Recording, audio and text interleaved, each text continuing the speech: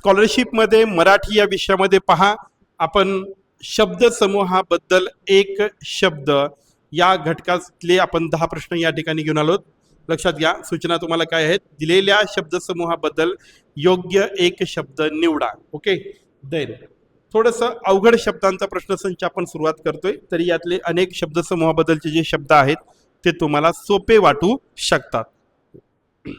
तर लक्षात घ्या, या ठिकाणी ज्याच्या मनात कोणाविषयी पक्षपात नाही यासाठी योग्य एक शब्द कोणता? ज्याच्या मनात कोणाविषयी पक्षपात नाही त्याला आपण म्हणतो निष्पक्ष. ओके, नेक्स्ट पहा, ज्याला कोणत्याही गोष्टीची अपेक्षा नाही यासाठी योग्य शब्द कोणता? निस्वार्थी, निस्पृह, निष्पक्ष आणि निराधार योग्य पर्याय आहे. ज्याला कोणत्याही गोष्टीची अपेक्षा नाही तो असतो निस्वार्थी. ज्याचे वर्णन शब्दांनी करता येत नाही यासाठी योग्य एक शब्द कोणता? अवर्णनीय, अदृश्य, अविस्मरणीय, अनाकलनीय. ओके, ऑप्शन नंबर ए या प्रश्नाचं उत्तर असेल. ज्याचे वर्णन शब्दांनी करता येत नाही त्याला आपण अवर्णनीय असे म्हणतो.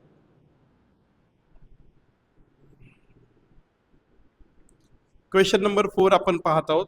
प्रश्न क्रमांक 4, ज्याचा अर्थ सहज समजणे कठीण आहे.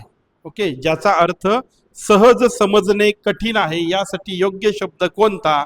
दुर्लभ, दुर्गम, दुर्बोध, दुर्धर. ऑप्शन नंबर सी दुर्बोध. ओके, नेक्स्ट, ज्याला कोणत्याही प्रकारची उपमा देता येत नाही यासाठी योग्य शब्द कोणता?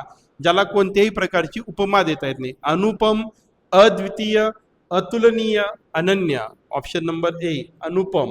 ओके, नेक्स्ट पहा, ज्याच्यावर कोणाचाही अंकुश नाही यासाठी सर्वाधिक योग्य शब्द कोणता? निरंकुश, स्वतंत्र, स्वच्छंदी, निर्भय. तर याचं उत्तर आहे निरंकुश. ज्याचा पराभव करणे शक्य नाही यासाठी योग्य शब्द कोणता? अजिंक्य, अभेद्य, अमर, अद्वितीय. तर ऑप्शन नंबर ए या प्रश्नाचं उत्तर आहे अजिंक्य. ज्याचे ज्ञान अत्यंत व्यापक व विविध विषयांमध्ये आहे अशा व्यक्तीस काय म्हणतात?